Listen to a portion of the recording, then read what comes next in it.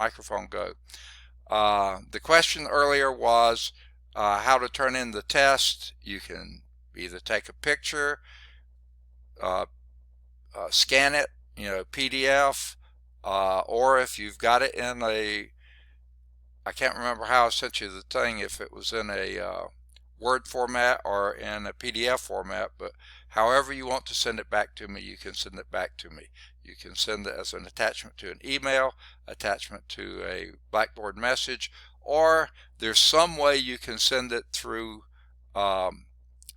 the tab that says test 1. That's in one of the last couple of weeks that had test 1. I don't think I could post the test there because they didn't allow me a space to do so. They have to put a little plus sign in there for me to do it.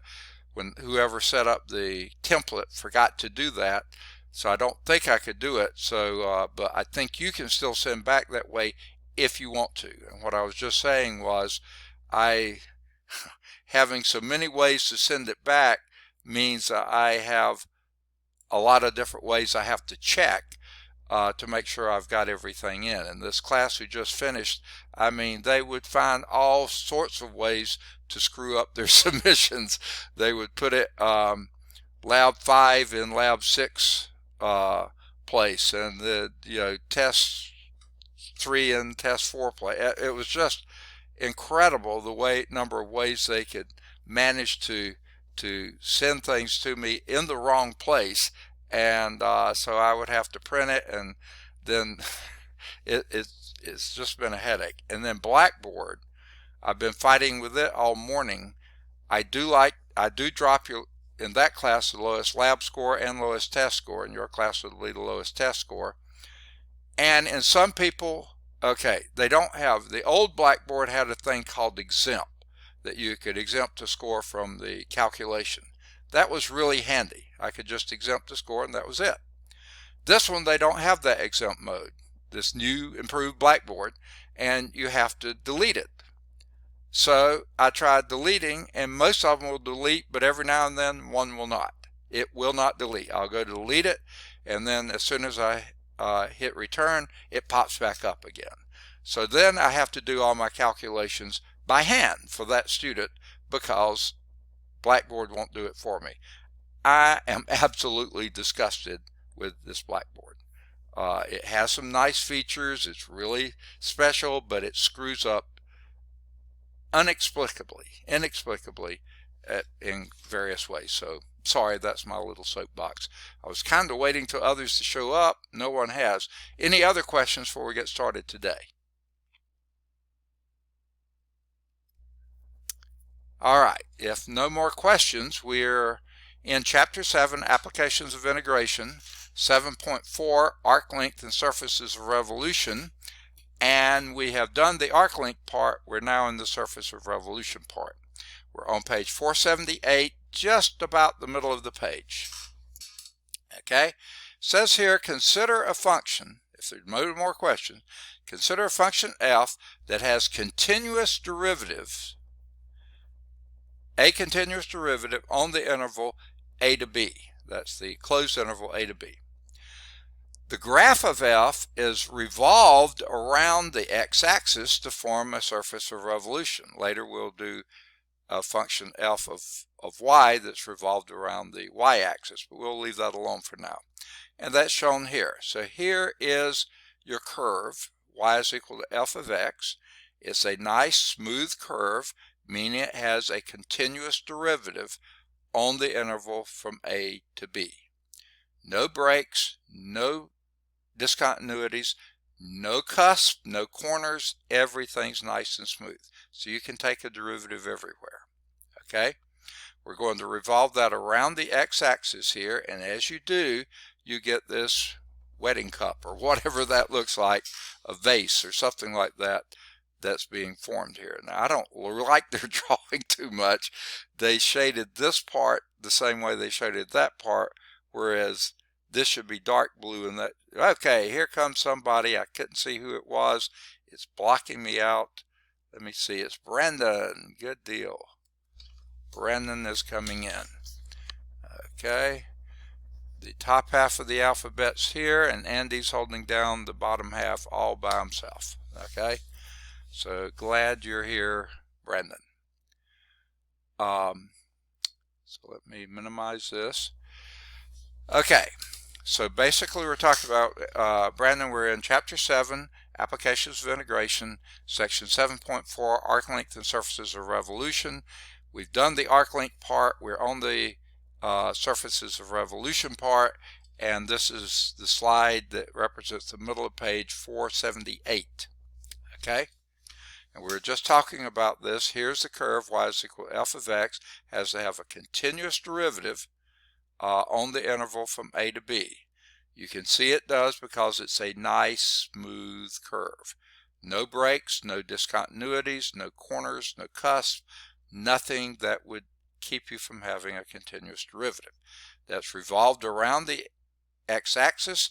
That gives you this vase or wedding cup or some sort of type shape here. I was just commenting, wait a minute, I've got a phone coming in.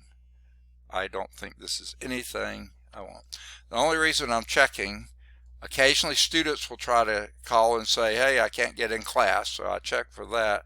But also we live in an old house, so of course we have plumbing issues, and a couple Fridays ago the guy came to fix it. Seemed like he fixed it, and then late last week and this week too, it's been clogging up again. So I've called him and he's supposed to come back, but he wasn't supposed to be through until around noonish today, so I was surprised he was calling. But that's why I have to check my phone.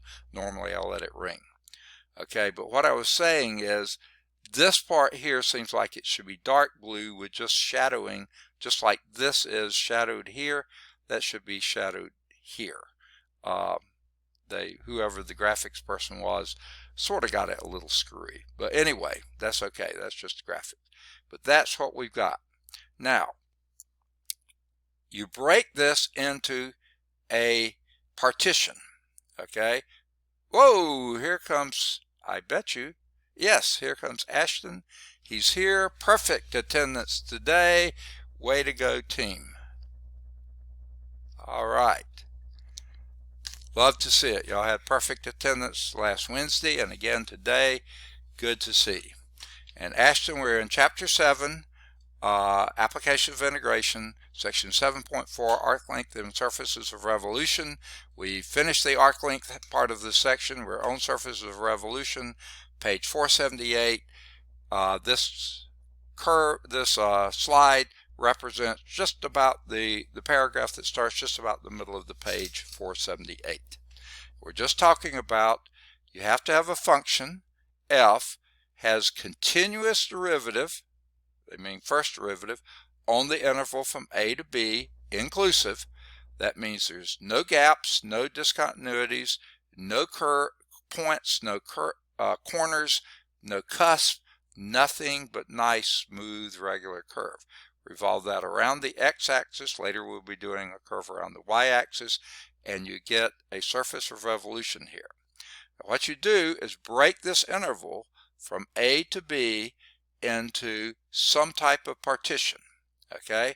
And somewhere in that partition you have the ith interval in that partition, okay? And that goes from x of I minus 1 to x of I, where both of these are in between A and B, okay? Now, the curve here of that partition is represented by approximated by the linear approximation of that. We take the f of x of I here, f of x of I minus 1 here, do your Pythagorean on this right triangle, do the hypotenuse of that. That will give you an approximation of that curve.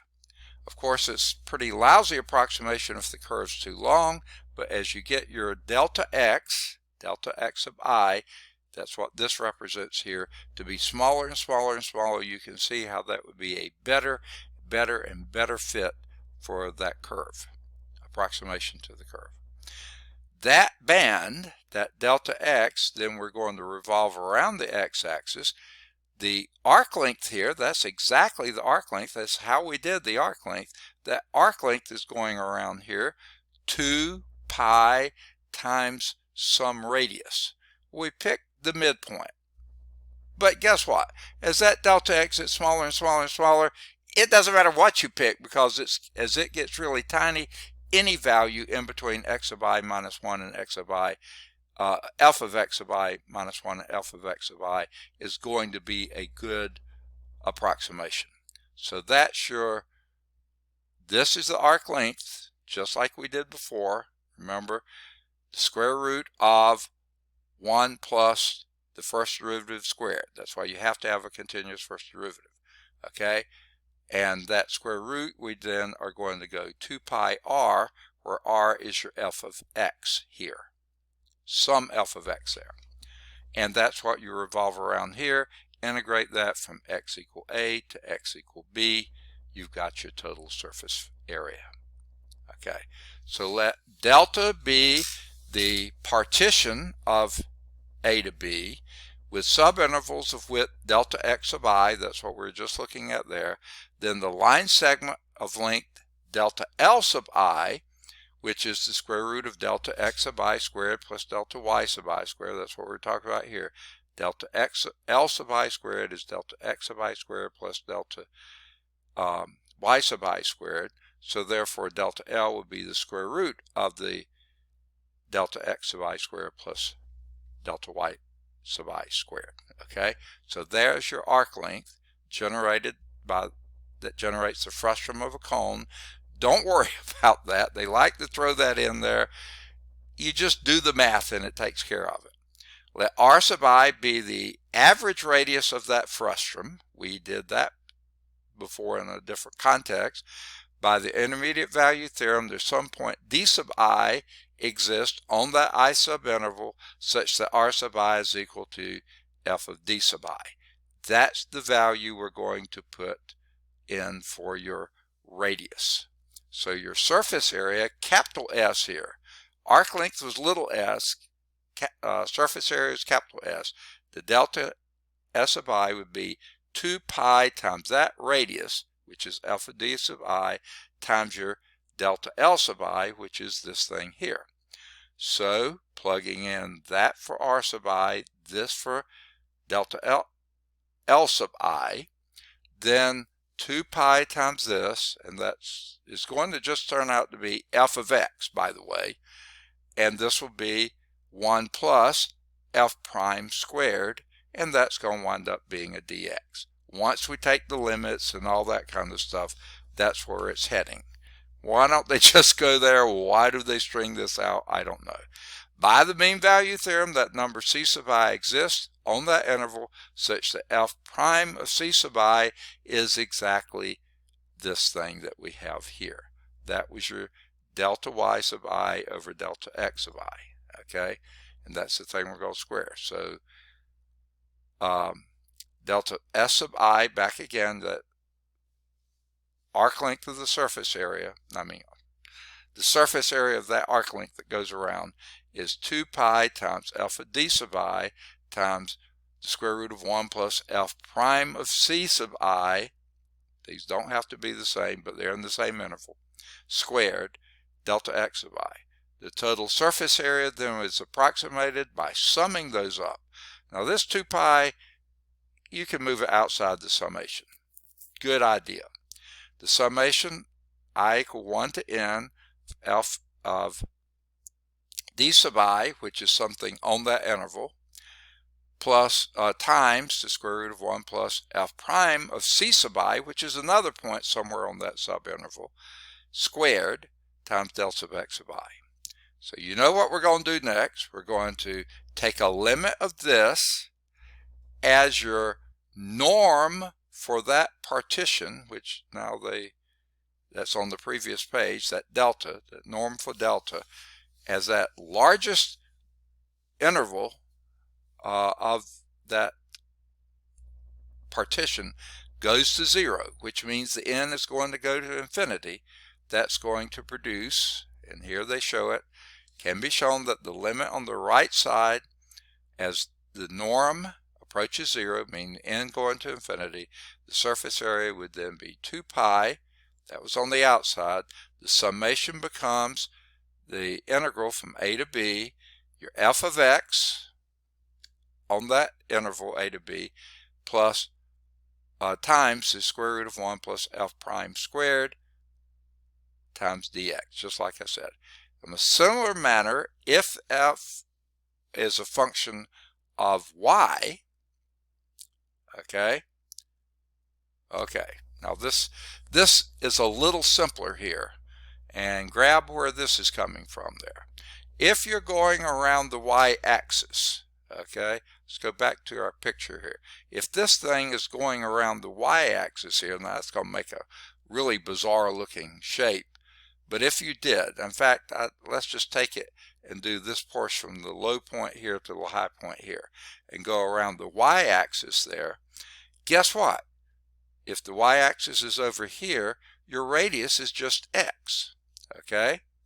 But everything else you can do just the same as what we just did. This is f prime, you know, everything else is the same. So here's the difference here.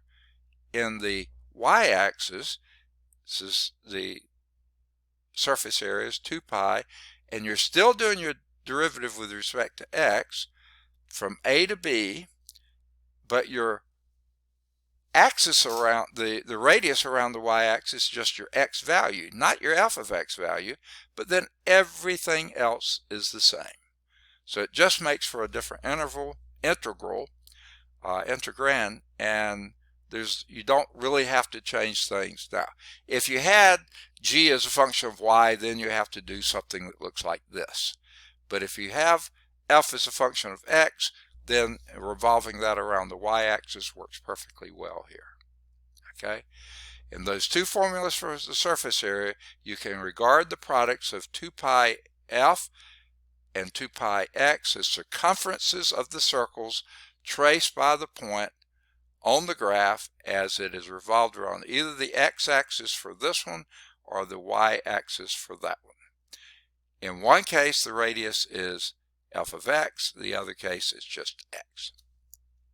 So this time they did a little bit nicer curve. If you revolve this around the x-axis, then it's 2 pi times going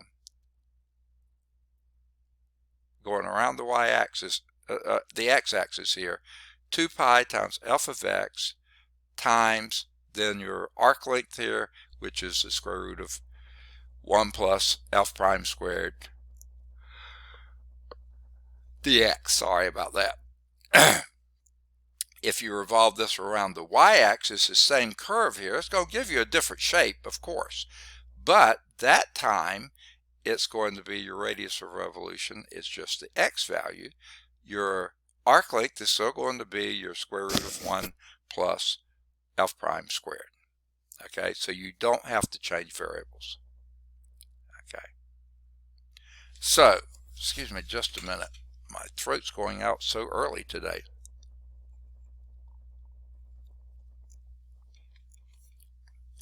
Sorry. Don't know if that helps, but it feels better. Here's a definition of area of a surface of revolution. Let y equal f of x have continuous derivative on the interval a to b, closed interval a to b. Then the area, capital S, of the surface of revolution formed by revolving the graph of x around a horizontal or a vertical axis. Okay? Notice they didn't say the x-axis and y-axis anymore. It's going to be any horizontal axis, any vertical axis. So that radius is now r of x. That's the one going around the x-axis, okay? Or no, horizontal axis. That's some radius as a function of x times this thing. There's your arc length, okay? And 2 pi r is the distance it goes around. This is the arc length with the dx in it, okay? Where r is the distance between the graph and the axis of revolution. If x is equal to g of y, now we're getting back into the second case I was talking about. If your x was some function of y rather than y being some function of x, and it also has a continuous derivative, g prime of y, on the interval c to d, then that surface of revolution is this. Now then, because you're going around the y-axis, your r of y, your radius, has to be expressed in y. And your g prime expressed in y. And your dy is there, where r of y is a distance. Okay, so this looks different. If you're going just around the y-axis, this can be x, and this can be f prime of x. But if you're going around some other axis, then you've got to deal with your radius as a function of y. So here is example 6. This is top of page 480. Find the area of a surface formed by revolving the graph of y f of x is equal to x cubed. There's your cubic function on the interval 0 to 1. That's pretty much how it looks too. Okay, on the other side it would have been going down like this. Okay, you know how the cubic function looks. Okay, but you're only going 0 to 1 about the x-axis. So you're going to form a really sharp pointed Hershey's Kiss. Okay, you don't get as much chocolate in that, but you get the idea. Okay, here is the thing. So how do we do this? Alright, let me get my pen. And they've already done a lot of the hard work for you here. Now for some reason my Wacom pad has gotten all twisted, the wire has. So let me untwist this. Sorry about this. Didn't realize this until now. And it's still twisted. I'm going to get it to untwist here. Okay, I think I've got it. Okay, there we go. Yeah, okay. Now, I don't know what in the world they're talking about there. Okay, now, you're going around the x-axis. So this is our little dx here. I wish they had drawn that in as our dx. And of course the dx is going from 0 to 1. The integral will be. Okay. Here's our radius around the x-axis. That's just your f of x. X cubed. For this case. Okay. Your arc length, that would be right here, represented by that. If I could get this to shut up. Okay. That right there. That is going to be the square root of 1 plus f prime of x squared. Okay, and there's your dx. Okay, so this is your little arc length here. It's going around like this. There's the radius of that arc length. So let's figure out what f prime is. F prime of x, you tell me. If f of x is x cubed, f prime is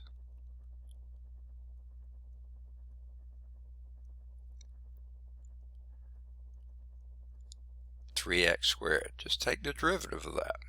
Okay? Now, so the surface area here is going to be the integral from 0 to 1. That's where your dx is going, from 0 to 1.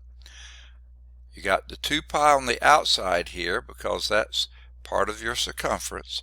The radius of that circumference is your f of x, so that's going to be x cubed in here. Your arc length that's going around that radius is going to be the square root of 1 plus f prime squared, so that's going to be 9x to the 4th. Okay, and then your thickness of that is going to be dx. Okay. Now this actually turns out to be a pretty nice integral to do. Not super nice, but okay. You notice What's outside here is kind of related to the derivative on the inside, so that looks like a good place for a u substitution. Let u equal the innermost part of the more complicated part of your integrand. Of course, the square root is going to be the most complicated part. The inside of that is 1 plus 9x to the fourth. Okay?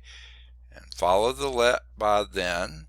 du is going to be, you tell me.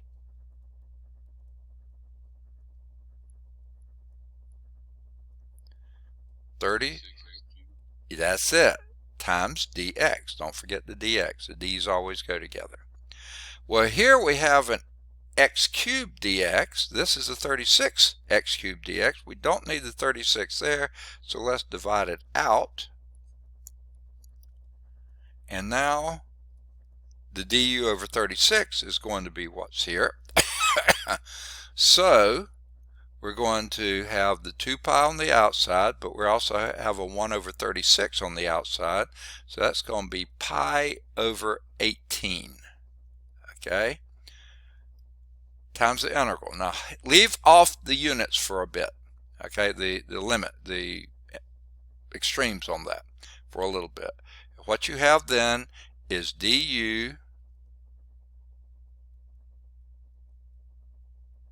u to the 1/2 du, right? Because this was your u to the 1/2 du. All right. Now let's work on the limits.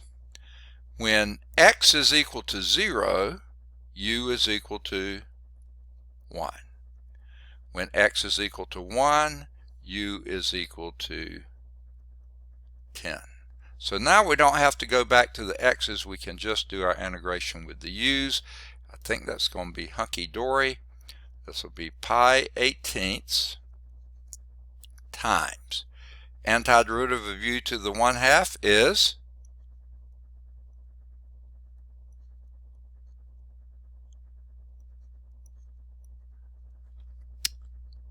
2/3 u to the 3/2, or u to the 3/2 over 3/2, which of course would be times 2. Okay, we'll evaluate that from 1 to 10 because we're doing u's now. All right, now this 2/3 isn't going to enter the picture here, so I'm going to divide the 2 into 18 and get 9. So this is going to wind up to be pi 27ths when you take this and multiply there. Okay, and then, ooh boy, okay. You got the square root of 10 cubed minus the square root of 1 cubed, which is just 1. And I think that's how they're going to leave the answer. Okay? Now you can, if you want to, pull off your handy dandy little calculators here.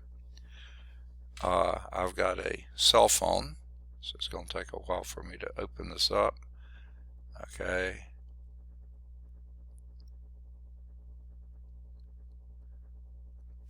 Alright.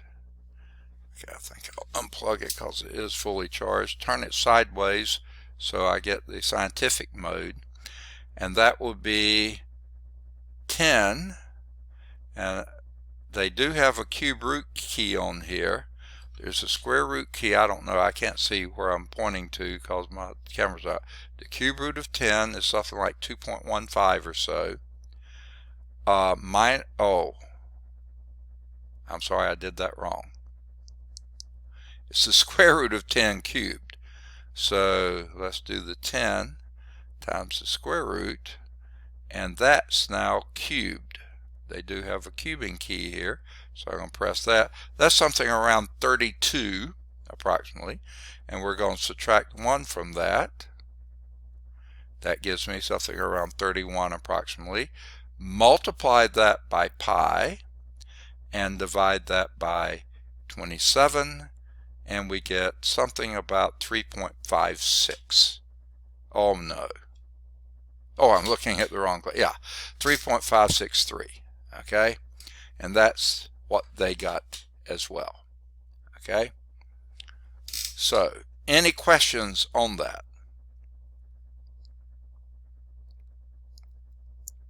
Okay. That's how we did it. Let's see if they did it any differently themselves. I think I can just advance the slide. Yeah, the distance between the x-axis and the graph of f is merely f of x. So that's your r of x is your f of x, which was x cubed. Because f prime of x is 3x squared, the surface area is, and they just went right to the formula, s is equal to 2 pi times the integral from a to b, which is 0 to 1 in our case, r of x, which is x cubed in our case, times the square root of 1 plus f prime, which is that, squared, which would be 9x to the fourth dx. Okay, so they're going to plug all that in the next step, and here they go. 2 pi, the integral from 0 to 1, x cubed is your r of x, the square root of 1 plus 3x squared, that was your f prime, squared dx, and that would be, oh man, do they ever do this in a squirrely manner? But it's correct. It's absolutely correct. They took, without doing a u substitution, they did a u substitution. This became 9x to the fourth, okay, which they show here as 1/2 here, and the derivative of 9x to the fourth was going to be 36x cubed, just like we did. Why they skip the important steps, I don't know. And this differs from that, and that you multiply 36, so they divided by 36. Well, I already did that, and you don't even have to write it in the integrand, but they chose to. And are they finally going to do it? No, they're not going to do a u substitution. This came out to pi over 18, and this is this thing here to the 3/2 power now, because that's the perfect derivative of this. 3/2 power divided by 3/2, which is the same as multiplying by 2/3. And skipping all sorts of steps, they gonna come out with pi over 27. Now, where that comes from, this 2, when it flips over to the top, divides into 18. 9 times 3 is 27. That's where that comes from. This becomes, when you plug a 1 in there, 1 plus 9 is 10 to the 3/2 power minus 1 to the 3/2 power. And that, of course, is 1. And that's what we just calculated. And they got you approximately 3.516.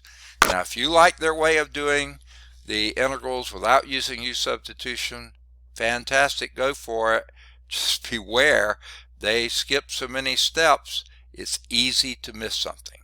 A u substitution basically steps you through the whole process, and unless you're really sloppy with it, you're probably going to come out better with a more correct answer. Okay, so there's example 6. Any questions on that? All right. That's the last slide they show, but we know there is an example 7. So let's just go to the whiteboard and let's see if we can do example 7. Okay, it's going to take me just a minute or two to move the taskbar here as far as I can to the upper right. I've already shifted Jordan as far as I can to the right as well. And I'm going to move the whiteboard as far to the left and up as I can get away with. Okay. All right, so let's try to do example 7. Find the area of a surface formed by revolving the graph of f of x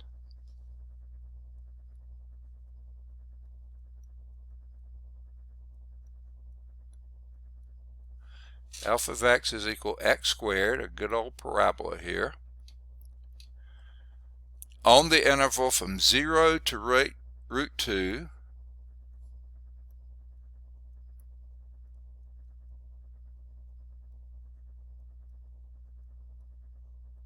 Okay. About the y-axis as shown in the figure below.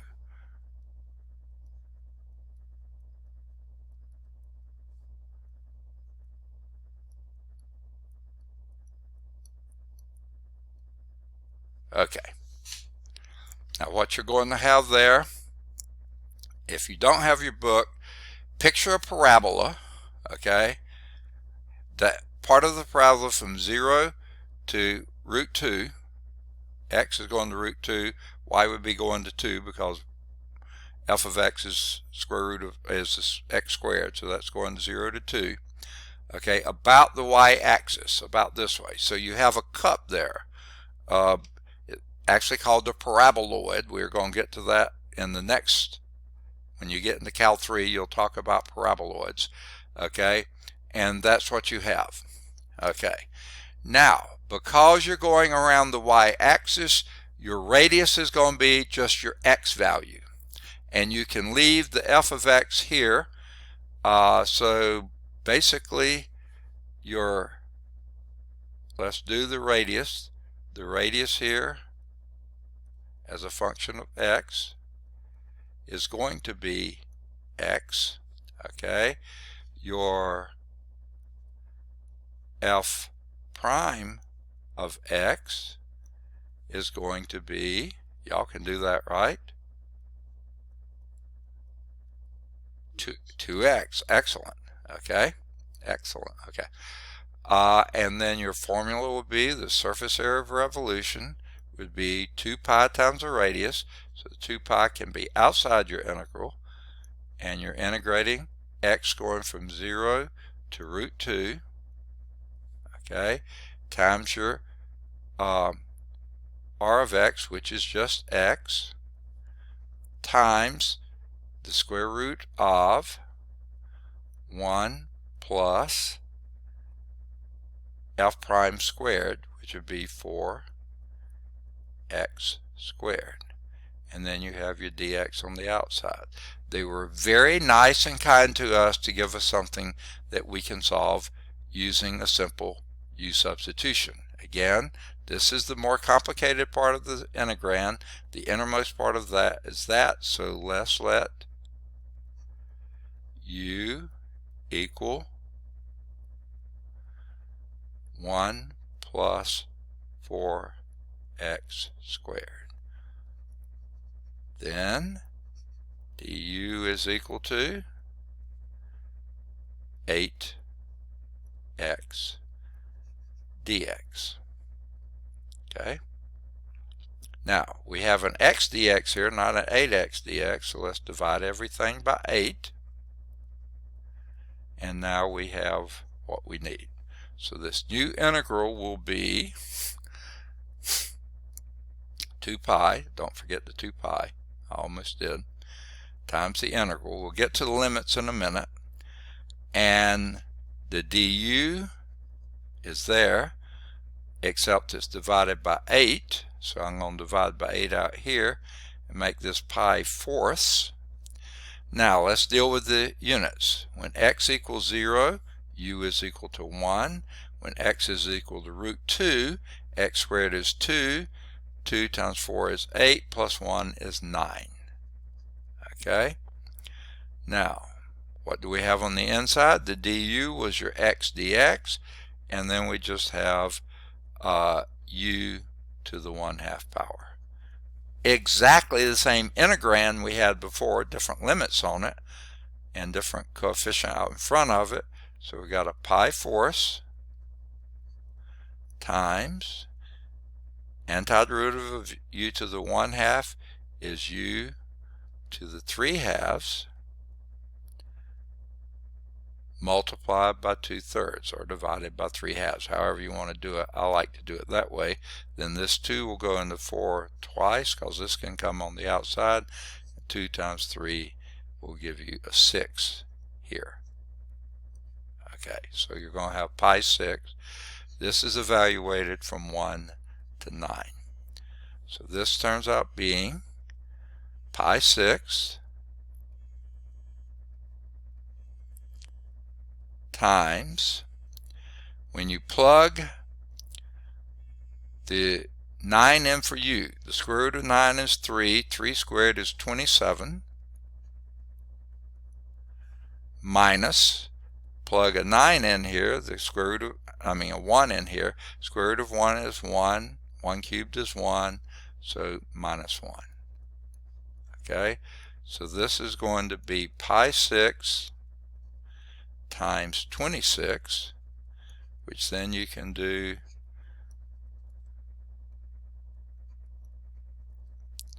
13/3 pi.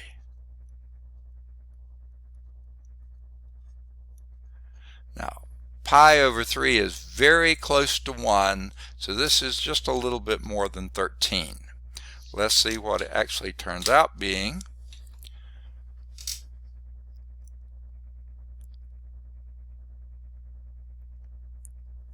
Okay, someone has this is really nuts. Someone sent me a message, get this, saying, what is my home phone number? Okay. Oh, I see. They got my cell number. They're asking my home phone number. Well, I don't know who you are, so I'm not responding to that now. Maybe later, but not now. All right. Let's get my calculator up. Let's get in scientific mode here, and we'll have 13 times pi divided by 3. That would be 13.614. That's what we got. Okay, I wouldn't have carried that many digits out there, but that's approximately equal to, I would just say 13.6. And they got something. They just carried more digits. I don't see any justification for all that many digits. I usually can't measure anything with that many digits on it anyway. So 13.6 is going to be pretty good. All right, any questions on 7.4? That does finish 7.4. This problem or anything else in 7.4. Okay, again, the concept check in your exercises is a great thing to go through, think about, make sure you understand. And then the homework exercises would be number 5, which is found at calcchat.com. It's also in the back of the book as the answer. You don't have to go to CalcChat unless you can't get the answer in the back of the book. Then any of the odds 7 through 19. They're all at CalcChat, 7's at CalcView. Any of the odds 21 through 29, they're all at CalcChat. Okay? They say here you may need some type of graphing utility or something to go with this. I think you can do some of those without that, but do the best you can. They're all at CalcChat, and you can see how they did it. Do number 31, it's a CalcChat. Then either any of the odds 33 to 37, they should all be at CalcChat. Then do any of the odds 39 to 43, they should be at CalcChat. 39 should be at CalcView. 45 or 47 are both at CalcChat. 45 is at CalcView. 49 is at CalcChat. You can explore doing either 51 should be at CalcChat or 53 should be at CalcChat. You can think about 55. Well, I'd say any of the odds 55 through 63, they should all be at CalcChat, and any of the either 65 or 67 should be at CalcChat. And then finally you can do either 69 or 71, they should both be at CalcChat. Now, one thing that I'm pretty sure 7.5 is one that we will be doing. I was going to say I forgot to check and see if we will, but let's do any questions on 7.4 before we leave it and go to 7.5. Any questions? Okay, there's 7.5. Well, I thought it was. what I think I'll do is first get rid of 7.4.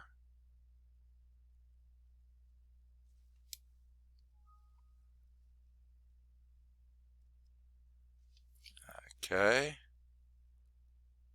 Which is this? This is 7.4, so I want to get rid of it. And that leaves me 7.5. Okay. And let's see if we can get this one to open now.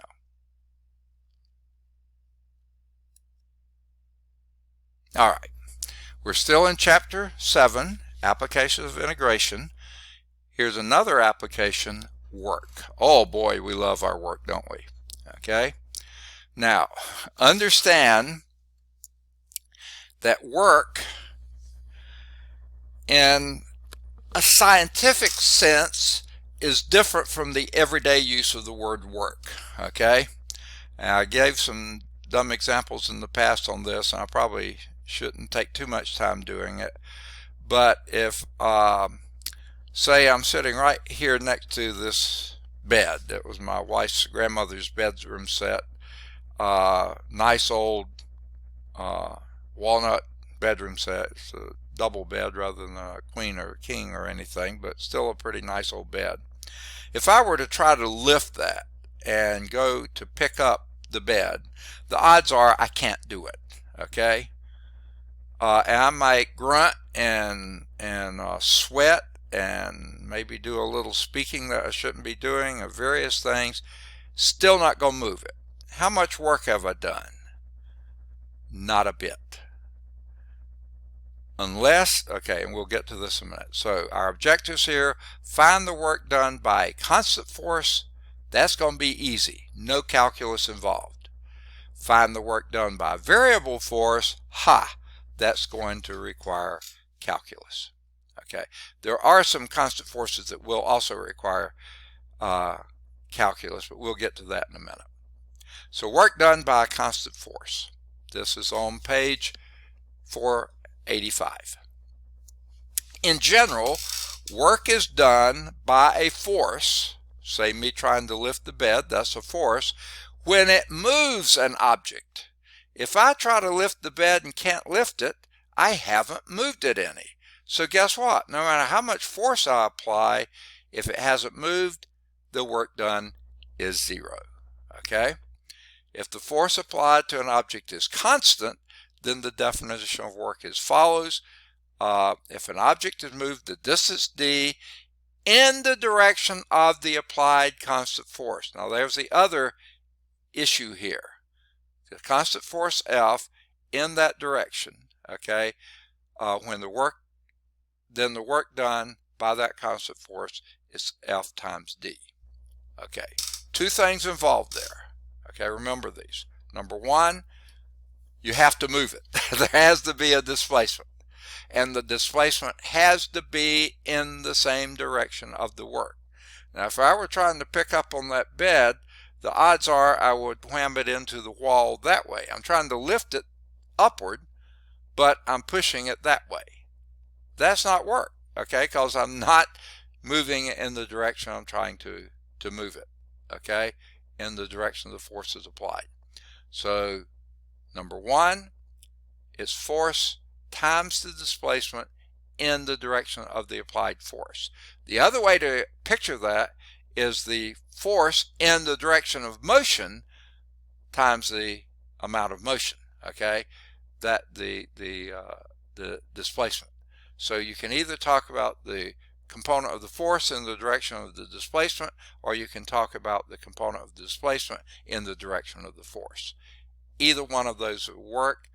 They come out being the same value. Okay. There are four fundamental types of forces. Now, I'm not sure why they introduced this here, but it seems like both books like to do this, and here we have them. There's the gravitational force, okay? That's what I was working against trying to lift the bed, because gravity's pulling the bed downwards. I'm trying to lift it upwards.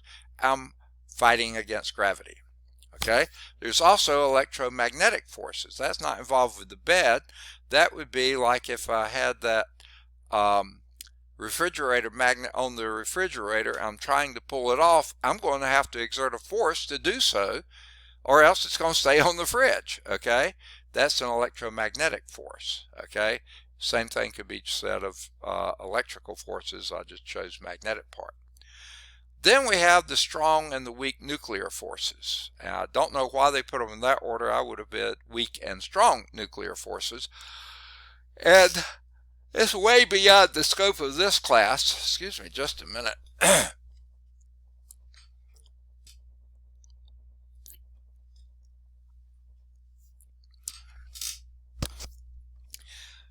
If you think about it very carefully, you'll think about the nucleus of an atom. Okay, nucleus of an atom is made up of protons, which are positively charged, neutrons, which have no charge at all, and that's in the nucleus. And that's a tiny, tiny, tiny, tiny, tiny little space, but it has all the mass of the atom in that incredibly small space. Okay, now the rest of the atom is occupied by the electrons, which have almost no mass at all. They have a little bit of mass, but not much, like 1/10,000th of the mass of a proton or a neutron. Okay, that would be what an electron would have, but they're flying around on the outside in orbits around that, and we won't get into how those are done. That occupies the vast majority of the volume of that atom, okay, is that electron cloud, which has almost no mass at all and is taking up compared to the nucleus, a huge amount of space, okay? So let's go back to that tiny little nucleus there, okay? Now, that tiny, tiny little nucleus with all that amount of mass in there, okay? About half of that mass, or maybe a little less, is made up of positively charged protons, and the rest of the mass is made up of neutral neutrons. Well, wait a minute. Electromagnetic forces, one of the rules of electricity is like charges repel each other really, really strongly. Unlike charges attract each other. Well, guess what you got in that nucleus? You got a bunch of protons, positively charged, and no electrons. They're out there flying around. That's why they stay around that nucleus, because they are attracted to that nucleus. Okay? But what is holding the nucleus together when it's tending from electromagnetic forces to want to blow apart? The combination of those things are the weak and strong nuclear forces, which are way stronger than electromagnetic forces. And believe it or not, the electromagnetic forces are actually stronger than gravitational forces. And here's how I can illustrate that. I don't know if you've ever seen this experiment before. If I had any hair, I could demonstrate it for you. I don't have enough to do it, but if I had a rubber comb and I would comb my hair, especially if it was fairly clean, not oily or damp or anything like this, very dry but clean, and comb it with a rubber comb, I knock off electrons off my hair onto the comb, okay? And in doing that, the comb gets to be negatively charged. And then if I tore up little bitty bits of paper here on my desktop here and held the comb down near those pieces of paper, it would pick them up. Okay, I don't know if you've seen that or not. It will do it. What does that mean?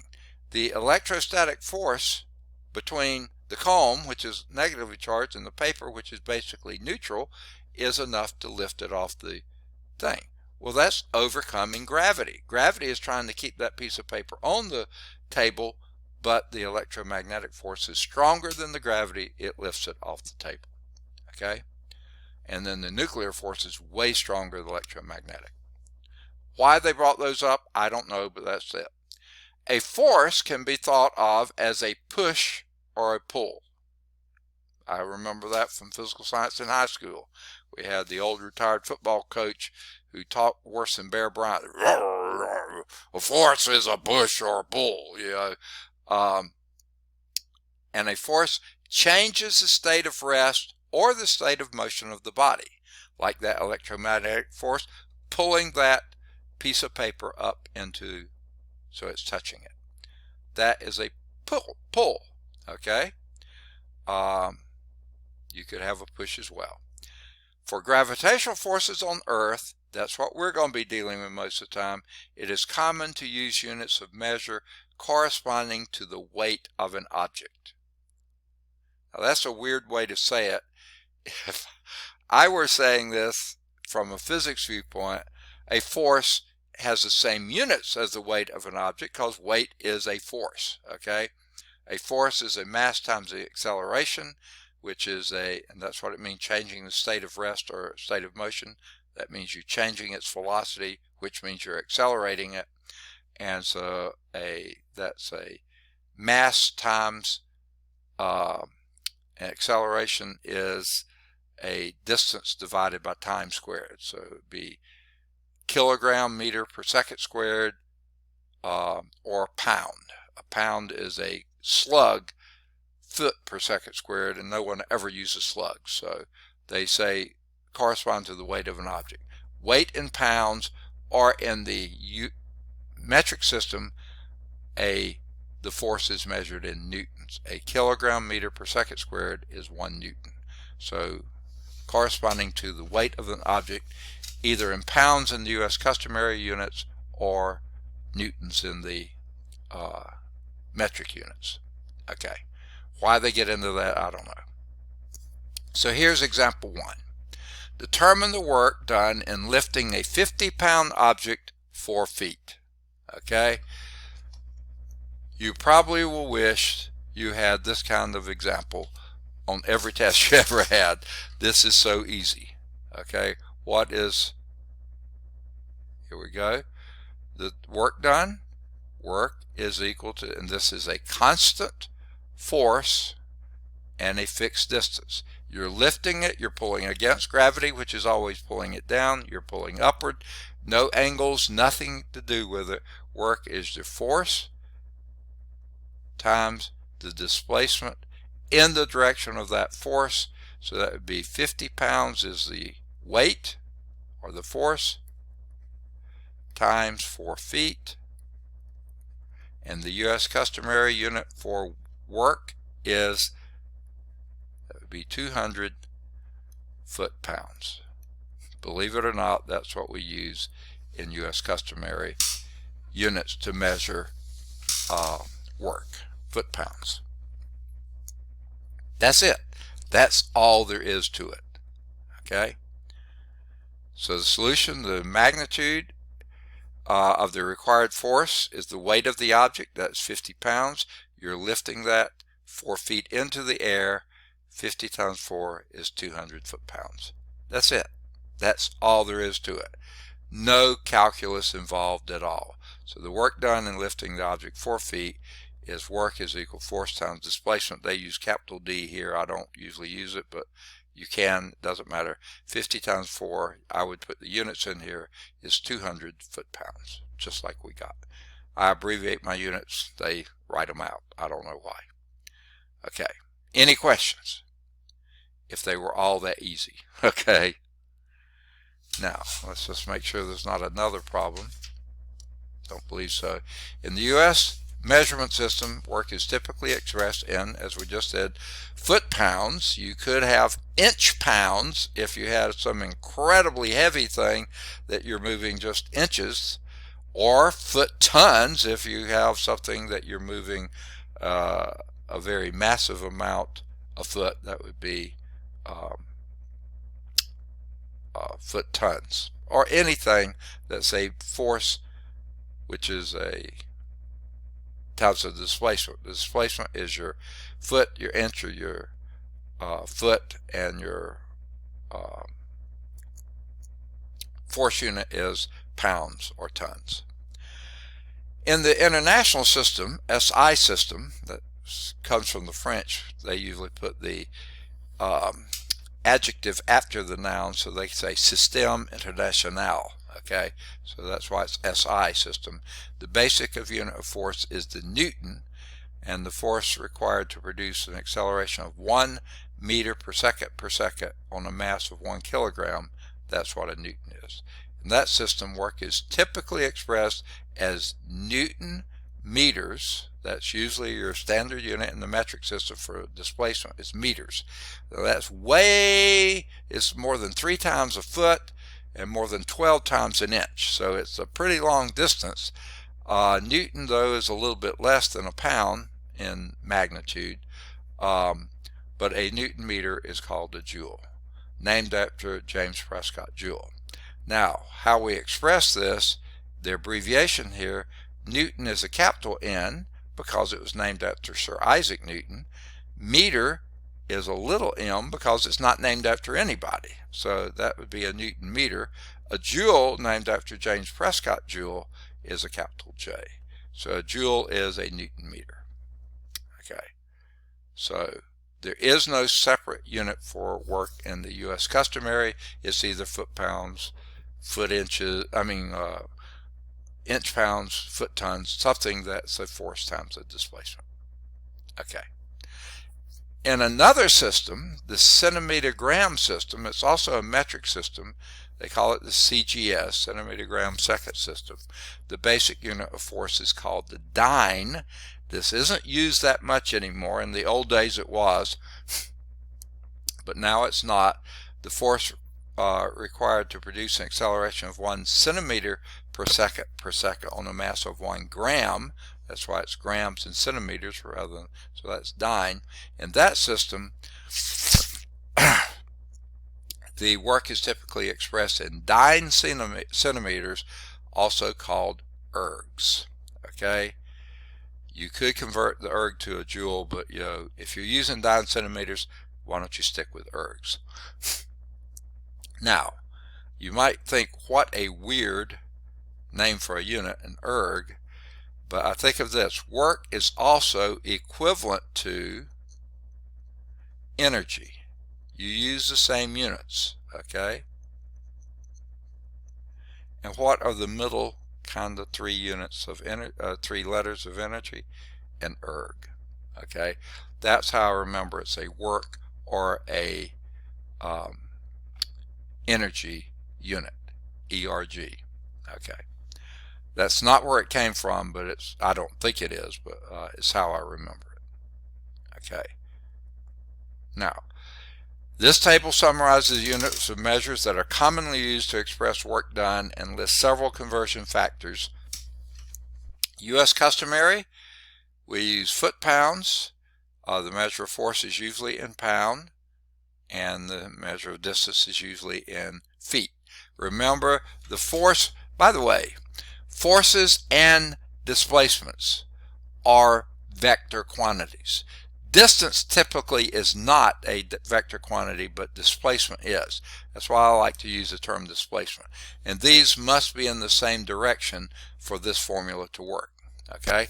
Still would be measured in foot-pounds, but if you have an offset there, you then have to use your trig functions to find out how much of that component of force is in the direction of the displacement, or what portion of the displacement, the component of that, is in the direction of the force.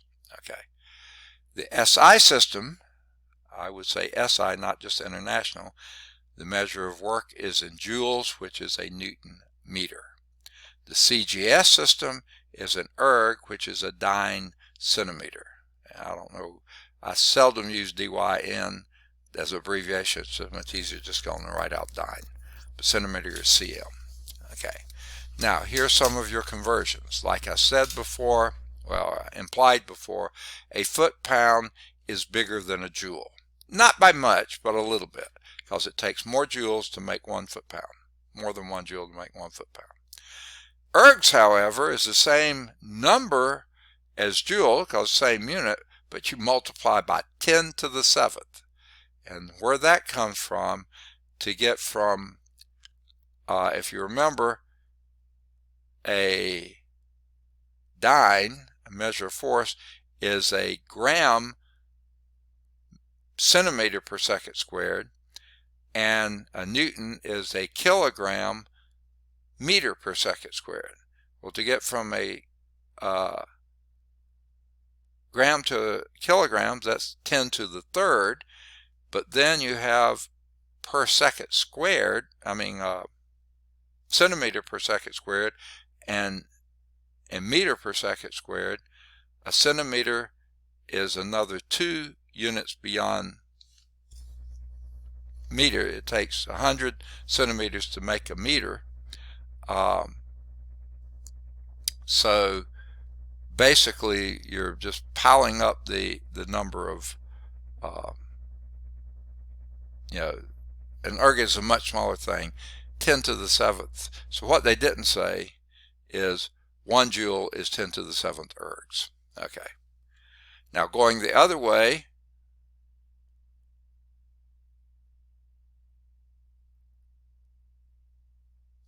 oh yeah, but you get 10.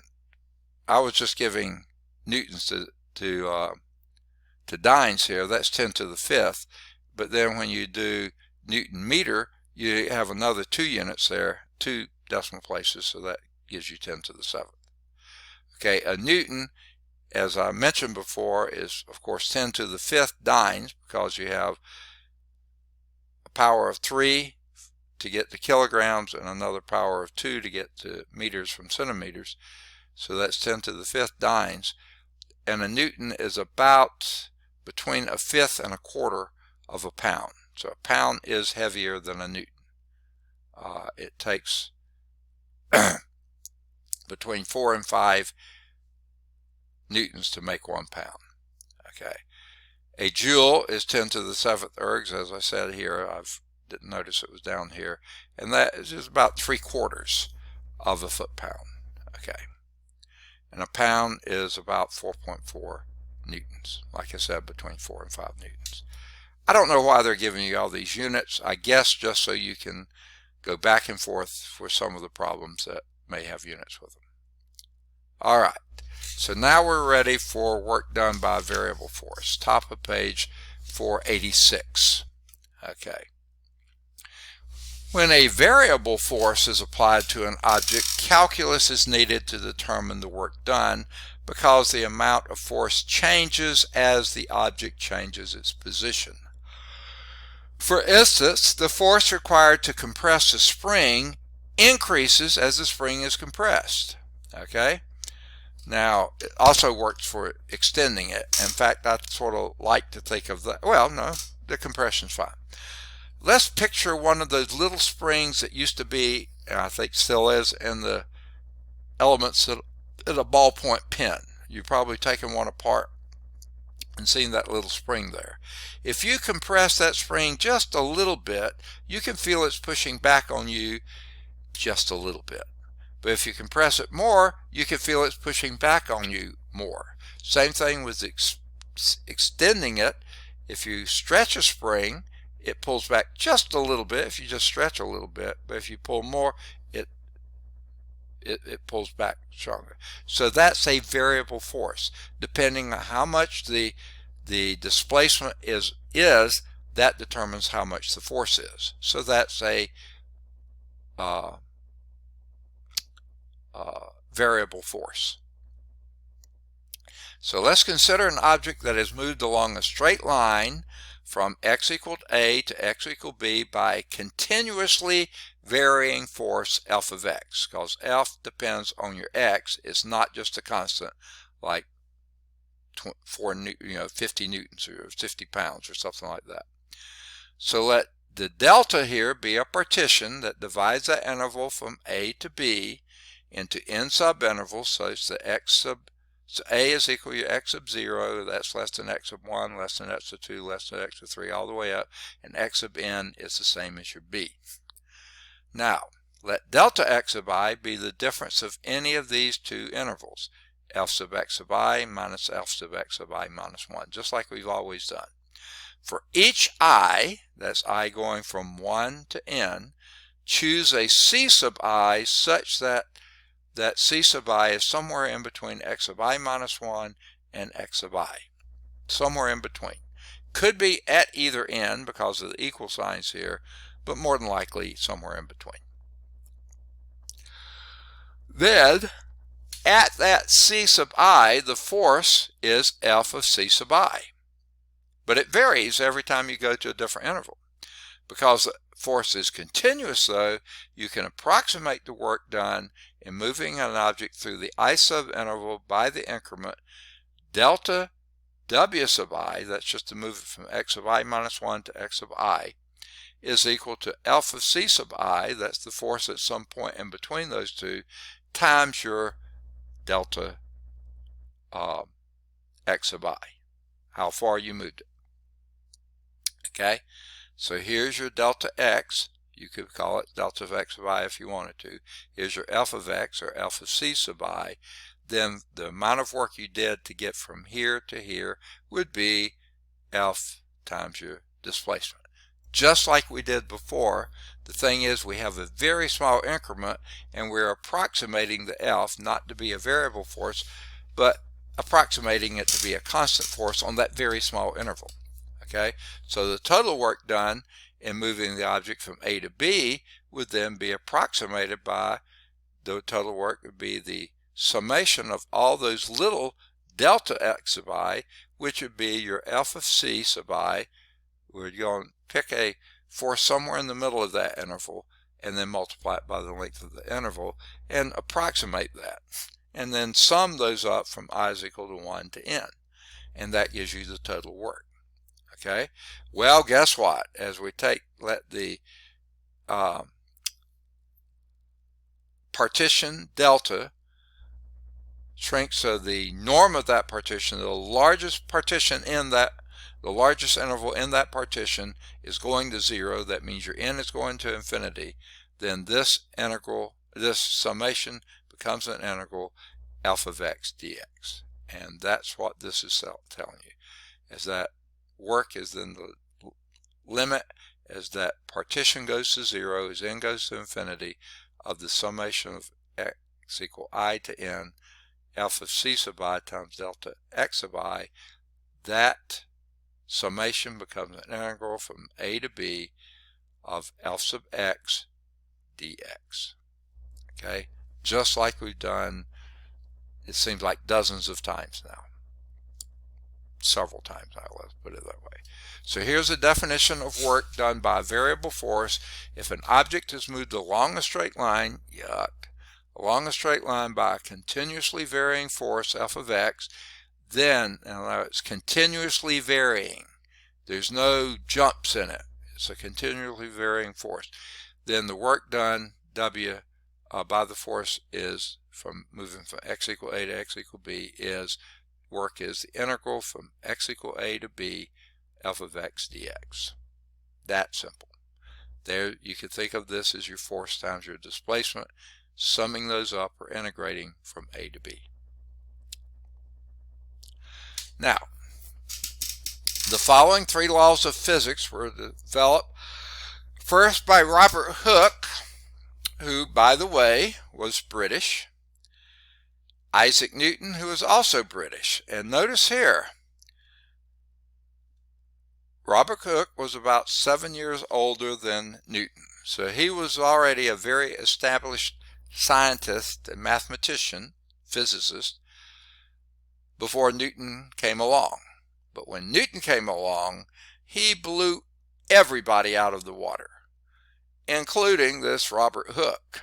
And they didn't get along too well. I don't think Isaac Newton was all that Mr. Congeniality by any means. And if he saw something was wrong, he just out and said it, you know, and wasn't too diplomatic about it. So anyway, I don't think the two got along, even though they were both members of the Royal Society, because they lived at the same time. Now, Newton outlived him by quite a bit. I don't know if Newton's irascibility, contributed anything to his early demise. I doubt it. But Newton lived a full 24 years after Hooke did, even though Hooke was only 7 years older than he was. But then Charles Coulomb, he came along, was born another 9 years after Newton died, and he did a lot of work with electrical charges and stuff. Newton did the laws of motion. Hooke did spring constants and things like that. It's called elasticity. So here's Hooke's law. Charles Robert Hooke. By the way, all these are potential paper topics because they're mentioned in your book, mentioned in the slide set, so you can do it. Here's Hooke's law. The force F required to compress or stretch a spring within its elastic limits. Now, what elastic means is not that it stretches. That's what we usually think of something elastic. It means that it returns to its original shape. That's what elasticity means. So within the elastic limits, that means you're not exerting any force too strong, either compressing or stretching, usually stretching, that it can't return to its original shape. Remember that spring that's inside the pen again. If you've ever played with one for very long, I bet you what you did, you probably pulled it a little too far and it didn't return to its original shape. Then it's not going to work in your pen anymore. It's not going to be any good to you anymore. You exceeded its elastic limits. As long as you stayed within that elastic limits, it would come back to its original shape. Whether you compressed it or stretched it, it always came back. If you stretched it too far, you deform it and it doesn't come back. You're in the plastic limit then, not the elastic limit. So the force is proportional to the distance at which the spring is either compressed or stretched from the original length. So this is F is equal to KD. K is called it's in mathematical terms, it's a constant proportionality because we said they're proportional to. In the physics sense, it's called the spring constant. Okay. Now that spring I was talking about in a pen, very, very low spring constant. Some of your cars have a coil spring under, that holds the body off the wheels, and when that compresses, I mean, it takes a lot of force to make that. So that has an enormously large spring constant K. Slinky, almost none, okay, but it does have a very, very small. So that proportionality, constant proportionality, is also called the spring constant, often called Hooke's law constant. Depends on the specific nature of the spring. Like I said, a slinky is very, very small. The spring in your ballpoint pen, pretty small, but not as small as a slinky. The spring and the coil spring of a car would be huge. The K would be. All right.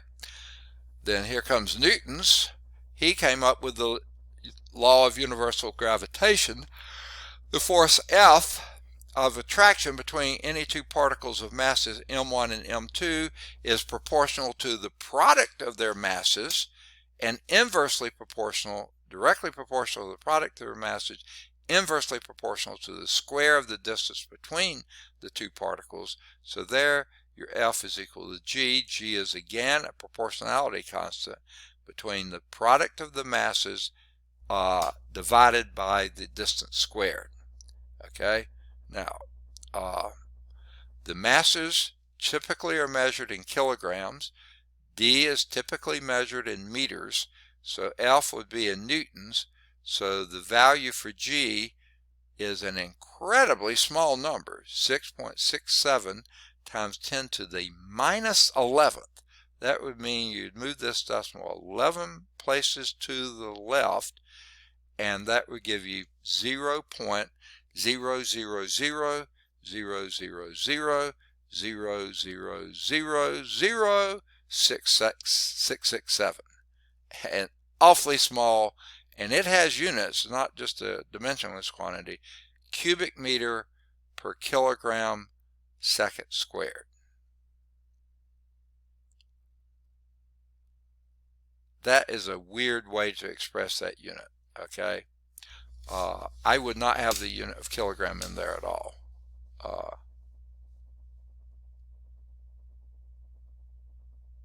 Well, you would have it in there, but it's cubic meter per kilogram. I think they got it backwards. I think it should be per kilogram squared seconds, not kilogram second squared, but I'd have to go back and check that. G is called the universal gravitational constant. Doesn't matter if you're talking about planets or talking about tiny little masses. electrons or protons or stuff, they all use the same G, no matter how big or how small. Okay. And then Coulomb's law, and by the way, you'll see force is equal to some constant proportionality, and then some, in Hooke's law, it's just F is equal to kx. Okay, here your variable is a product of two masses divided by a displacement squared. Okay, in Coulomb's law, the force between two charges, Q1 and Q2, in a vacuum is proportional to the product of the charges and inversely proportional to the square of the distance between the two charges. And here, this is very, very similar to law of universal gravitation. There they use G, here we use K. This is a different K from Coulomb's constant, because this is Q1 times Q2 divided by D squared. In gravitational, it's G, M1, M2 divided by D squared. So you see they are fairly similar. Here's a big difference here. For Q1 and Q2 given electrostatic units, which most of the time they're not, and D in centimeters, F will be in dynes for a value of K equal 1. Boy, that is a weird thing. You got to have some units on that K, but they're just leaving off the units completely. But I'm sure it's true. Okay. So let's go to example 2, bottom of page 487. A force of 30 newtons compresses a spring 3/10 of a meter from its natural length of 1.5 meters. Find the work done in compressing the spring an additional 3/10 of a meter. Okay. Now notice here, from Hooke's law, F is equal to Kx. I'm going to use X. You could use D if you wanted to. Okay. What this tells you, 30 newtons here is equal to K times 3/10 of a meter. Basically, this first statement allows you to compute your K. That's all it's doing there. Okay? And that would be, K then would be, divide both sides by 0.3 meters.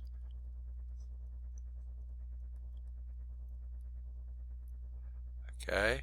This, everything cancels out except the K. Here this changes to 100, because the 3's would divide out, and that would be 10 divided by 0.1. Move the decimal one place here and one place there, that would be 100 newtons per meter. So that K also has units.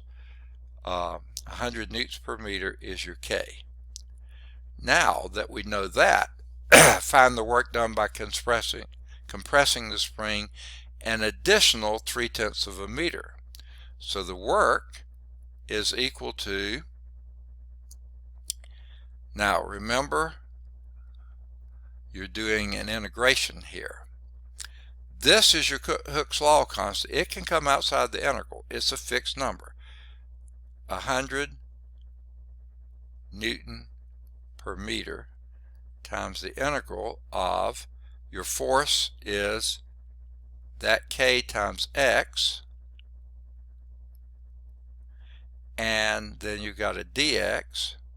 Okay, but you're going from initial length, remember this compressed that, so you're going from 1.2 meters, because that's where you started from. Started at 1.5 meters, you compressed at 0.3 with that kind of force, so now you're compressing another there, so you're going to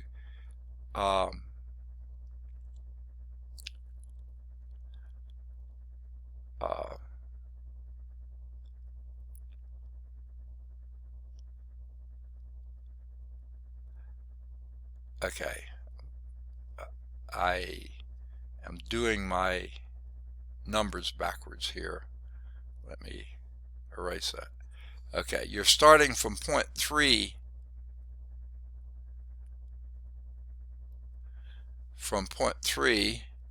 meters. That was your initial stretch, compression, okay, and you're going to compress another, so you're going to 0.6 meters. These are both in meters. So you're compressing it another 3/10 of a meter. That's your that's the dx is measuring. So this will be 100 Newton per meter times, okay, this would be x squared over 2, evaluated from 0.3 to 0.6.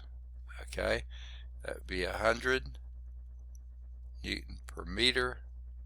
Well, let's divide out and make that 50 newtons per meter times x, well, x squared. Why did I do that?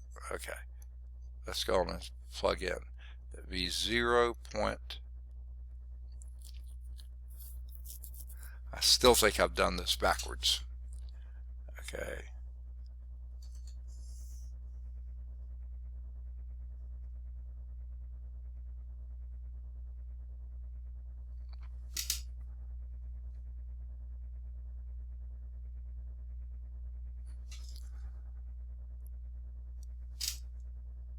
I think it's right. Okay.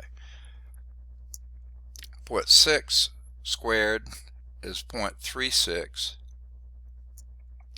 minus 0.0. Oh yeah, I was doing 0.9 in my head. I said that can't be right. It can't be negative. So this will be 50 newtons per meter times, and remember we squared this, and this was in meters, so this would be 0.25 meters squared, and this meter cancels one of those out, and half of 50 would be 25, and half of that would be 12.5 joules. Okay, Newton meters. 13.5. I can't multiply. Yuck. Let me make sure I did that right. 0.36. Oh, that's 0.27. That's where I messed up. Okay, and that gives you 13.5. I knew I was doing something wrong there. 0.09 from 0.36 is 0.27 times 50 would be 13.5 joules. Okay, and the picture, well, let's see. I'm going to erase my scratch here. Okay. Whoa, we only got 2 minutes left, so let's wrap up this problem in a hurry now. Okay. By Hooke's law, the force F required to compress the spring x units from its natural length is F is equal to kx. We knew that. Okay, so the first part, the F of 0.3, that's how much you did at first, was 30. So that follows that the kx was 30. K times 0.3 was 30. And that's what this is showing. F of this is equal to K, that's 30, which is 0.3K divided by 0.3, you get 100. 100 is equal to your spring constant. Okay, so plugging that into here, okay, here's the natural length, 1.5. You compressed at 0.3, and that took 30 newtons of force, and then you're compressing it another 3/10 of a meter, and that's what we're trying to calculate then. So you're going from to find the increment of work, assume that the force required to compress the spring over the small increment delta x is nearly constant, just like we've done before. So the increment is the force times that distance increment. The force is 100x, okay, times delta x, because the spring constant is going from 0.3, where you press it first, an additional 0.3, that's the 0.6. The work required is 0.3 to 0.6 of 100x dx, which is 50x squared, evaluated for 0.6 to 0.3, 0.3 to 0.6, and that gave you 13.5 joules. I can't talk. All right. Now, before we move, note that you do not integrate from 0.0 to 0.6 because you were asked to determine the work done by compressing it an additional 0.3 of a meter, not counting the first 0.3. So that's why we went from 0.3 to 0.6. Okay. Now the rest is going to pick up at the bottom of the next page. So we are going to stop right here. Before we do, at the bottom of page 486, I meant to mention it there, a picture of a very unusual woman mathematician for her day, 1706 to 1749. Just to give you an idea, 1706, if you go back to Newton, 1706, she was born late in Newton's life. Okay, she was born right after 3 years after Hooke died, but another 21 years before Newton died. Okay, but what she did, what she is so famous for, probably not so much what she did on her own, but a major work by, and her name is Emilie de Breteuil or something like that. She translated Newton's Principia, which he wrote in Latin, into French. And her translation and commentary greatly contributed to the acceptance of Newtonian science in Europe, whereas before he was sort of held in disregard there because he argued with Gottfried Leibniz on the development of calculus. So they sort of ignored his other work, which was his major work, you know, so that's what. So she's a potential paper topic as well. Okay, I'm not going to say I assume she was a good mathematician just to be able to do it, but that was mostly a physics work. Okay, so we'll stop there and start with example 3 next time, which is not in the PowerPoint. So we'll start outside the PowerPoint, and the PowerPoint will start later down the page. Any questions, issues, or concerns? Homework exercises here. You can do either 5 or 7. They're both at Calc Chat. 7 will be at Calc View. Work by a constant force, pretty simple procedure. Hooke's Law we just did. You can do any of the odds 9 through 13. They should all be at Calc Chat. 11 should be at Calc View. Okay? And then we'll pick up the rest of those next time. Okay. Any questions? So if there are no questions, I'm going to go on and stop the sharing. I'm sick and tired of sharing. We are 4 minutes over, but there won't be any extra charge today. So if you don't have any other things to say, I'll go on and end the meeting for us all. Anything? All right. Take care. We'll see you on Wednesday. Okay? Bye-bye.